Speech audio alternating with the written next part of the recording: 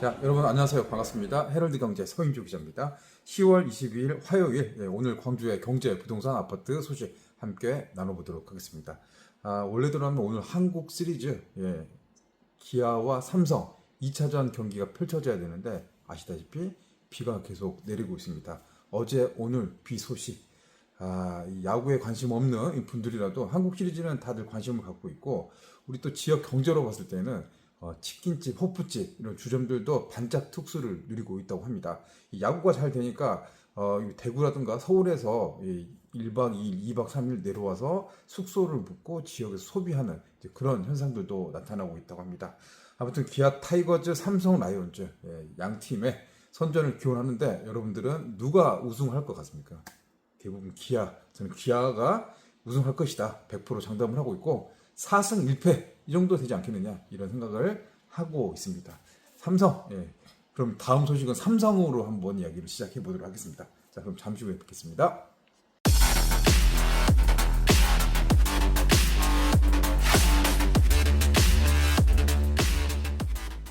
이 삼성전자 이 광주 사업장 매출이 4조 5조 정도 했습니다. 협력업체까지 하면 한때는 한 10조 정도 가량, 가전산업, 백색가전이라고 했죠. 냉장고, 세탁기, 청소기, 이 협력업체들이 광주에 꽤 많이 있습니다.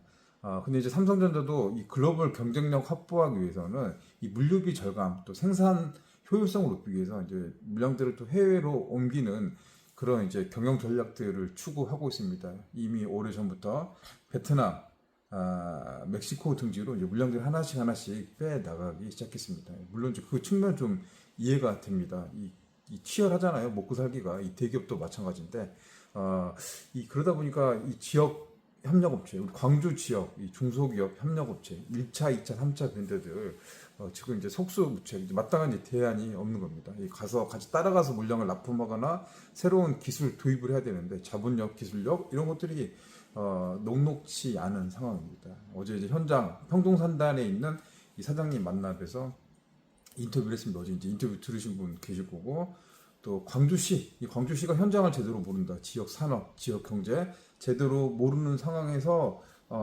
그럴듯한 뭐 장밋빛 청사진만 내놓는데 이건 문제가 있다. 제가 봐도 그거 좀 문제가 있는 것 같아요. 이 삼성전자도 이해가 되고, 또 지역 협력업체, 사실 이제 우리가 광주에 살고 있으니까 광주 경제가 잘 살아야지, 잘 살아나야지 이 지역의 부동산, 아파트 이런 문제들도 같이 돌아갈 텐데요. 근데 이제 광주도시가 마이너스 P 미분양 물량들이 굉장히 많이 쏟아지고 있습니다. 당연히 건설사들 부도로 좀 이어지고 있는데, 일자리가 일단 줄어든다는 소리는 현금 소득자, 이 현금 생활자의 고정 수입이 줄어든다는 소리입니다. 이 안정적인 주거 마련을 위한 부동산 시장에서는 이런 것들이 다 데미지가 오게 마련입니다. 실제로 지금 광주의 마이너스 P, 분양 물량이 워낙 많죠. 이 광주가 국토부 마이너스 물량, 미분양, 요게 한 7,100건 정도 됩니다. 실질적으로는 미분양이 10,000개 정도 나와 있습니다. 민간공원 특례사업 12,000세대 정도 되는 물량들, 또 일반 분양, 지역주택조합 이런 것들이 좀 쏟아져 나왔죠. 그러다 보니까 지금 부동산 시장이 얼어붙었다, 교란되고 있다. 물량은 많은데 실축은 계속 쏟아져 나오고 있고, 거기에 이제 급하게 이제 급전 마련이 어렵고, 지금 말하기 실직이라도 되고 이런 상황이 되면 정말 이제 아파트 중도금이라든가 이 잔금을 처리하지 못하고 급하게 분양권을 매물로 던져놓은 이런 분들이 있기 마련입니다. 근데 그게 이제 한꺼번에 많이 몰리다 보니까 이 현장에서 마이너스 P들이 좀 나오고 있습니다. 비싼 아파트 같은 경우는 마이너스 P가 억 단위도 나오고요. 또 수천만 원, 또 수백만 원 아래로 계약을 포기하는 그런 사례들 나오고 있습니다. 아무래도 이제 미분양이 좀 털어져야 되는데 이제 이런 게 안 되다 보니까 결국엔 좀 악순환이 반복되고 있고, 이 미분양 물량들이 이제 얼마큼 빨리 해소하느냐, 이 여부가 이제 부동산 시장, 경제 시장의 관건일 것 같은데, 그런 측면에서 봤을 때 이 삼성전자 이 물량이 한 6천억 정도가 이제 빠져나가는 겁니다. 이게 이제 고스란히 지역에 이 부메랑이 되어서 돌아오는 겁니다. 이게 다 이제 연결되는 겁니다. 이 경제라는 게 뭐 하나만, 제조업도 마찬가지고 일자리, 부동산, 자영업 다 연결되잖아요. 선순환이 돼야 되는데 지금은 좀 악순환, 이 걱정이 되더라고요. 실제 이제 공장 가서 보니까 이 생산 라인들이라든가 물량 잔업들이 많이 없어지고 있더라. 그 주변에 공장들 회식도 안 하겠죠. 비용은 좀 절감해야 되니까 불도 다 끄고 있고, 좀 걱정되는 그런 상황입니다. 사장님도 거의 이제 이 정도 상황이 되니까 불안한 거죠. 이 빚으로 버티고 이 자영업도 마찬가지고 제조업도 잘 되면 한 방에 큰 매출, 한 방에 크게 이뤘을 수도 있는데 이게 또 안 돼 버리면 예, 그 반대 현상이 나타나기 마련인데 이 절박함, 이 절망감, 정말 두려움 이런 것들이 내가 느껴졌습니다. 저 진짜 눈으로 보고 오니까 이대로면 정말 큰일 나게 생겼구나. 이 직원들이 100명 있었는데 100명의 일자리들 이거 어떻게 되는 거냐. 이 결국엔 우리 경제의 내관이 될 수 있다. 그래서 이제 광주시 또 지역의 정치인분들이 이런 문제를 좀 현안을 속사를 좀 보면서 진단을 하고 대책을 마련해야 되는데 아쉽게도 그런 노력들, 그런 시도들 잘 좀 찾아보기 힘들었습니다. 이제 오늘 광주에서는 국정감사가 진행됐어요.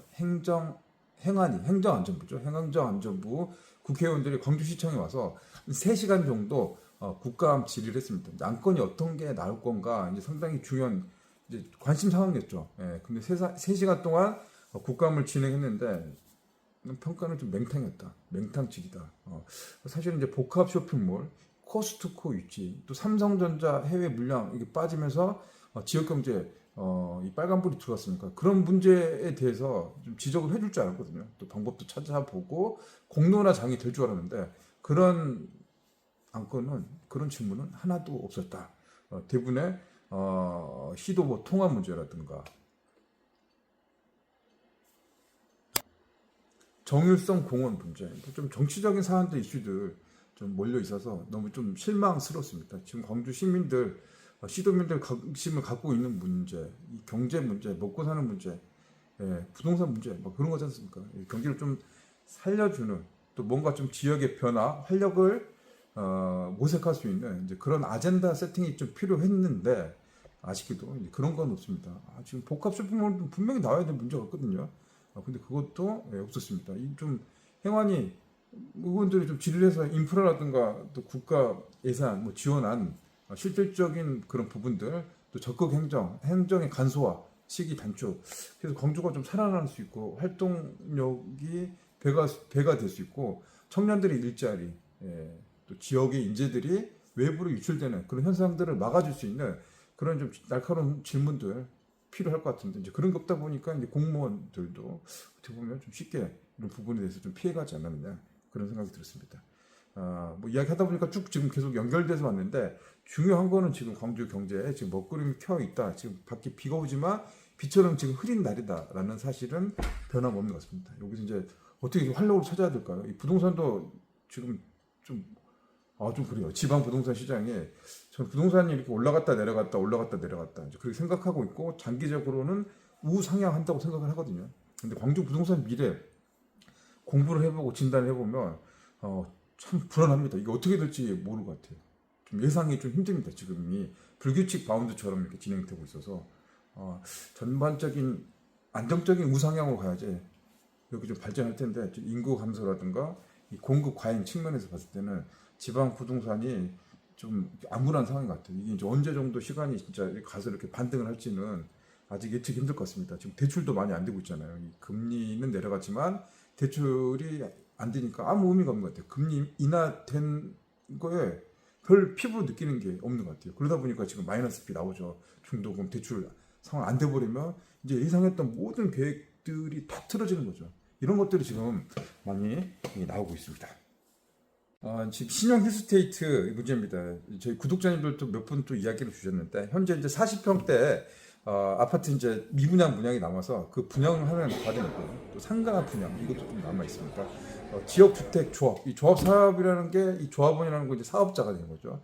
이 사업이 잘 돼서 완판하고 미분양이 없으면 그만큼 이제 수익이 높아질 거고 그만큼 혜택을 받게 될 건데 반대의 상황, 이 부동산 경기 침체 그 타임에 들어가게 되면 아무래도 미분양 회수가 좀 장기화되고 이제 여러 가지 문제들 가장 큰 게 이제 돈 내야 되는 추가 분담금 이 문제가 크게 됩니다. 이러다 보니까 이제 주민들 간의 갈등들이 생기죠. 돈 문제가 좀 민감한데 이러다 보니까 주민들이 나눠주고 비대위가 생기고 서로 이제 그 공방이 되면서 이제 법적 갈등까지 생기는 상황입니다. 지역주택조합 신용 히스테이트. 어쨌든 간에 완공을 해서 4월에 이제 입주를 했습니다. 입주를 하고 시간이 10월이니까 한 6개월 정도 시간이 지났습니다. 예, 뭐 전제 바로 집 앞이니까 이게 오고 가고 보면 되게 아파트는 잘 지어놓고 적용도 훌륭하고, 근데 이제 좀 인프라 구축 면에서는 시간이 좀 필요하겠다라는 생각이 듭니다. 일단 뭐 육교도 잘 만들었습니다. 육교도 만들었는데 학교가 아직 안 들어섰으니까 이런 것들이 좀 구축이 되면 이 아파트가 좀 더 살기 좋아질 그런 게 될 것 같고요. 또 상가도 이제 공급이 됐죠. 잘 지어놨고 이 세대수가 좀 많습니다. 1640세대 이 정도 되죠.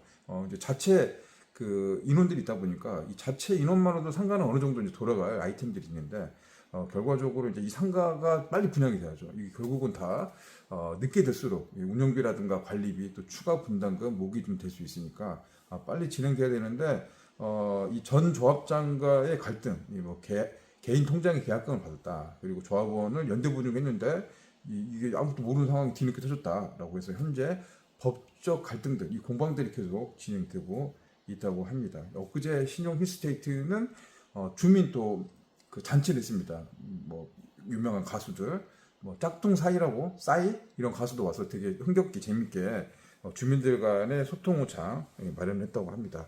그래서 이제 지금 걸림돌이 되고 있는 미분양 문제, 또 할인 분양 문제, 뭐 소문은 할인 분양이 추가로 또 될 수 있다, 아니다, 뭐 이런 것도 있고, 그 미분양을 해소하기 위해서는 뭐 경품 지급이라든가 여러 가지 뭐 MGM, 소개비 이런 말도 나오고 있을 만큼 이제 미분양 문제는 이제 광주 부동산, 광주 아파트 현장에 다 고민 같아요. 이 미분양 서로 이제 모니터링하면서 어떻게 하면 내 걸 팔아보냐, 이게 이제 제로성 같이 된 거죠. 하나를 뺏어오면 하나가 줄어드니까 여기에 대한 분양사, 건설사, 조합원 간의 이제 생존 경쟁이 치열하게 펼쳐지고 있는 것 같습니다.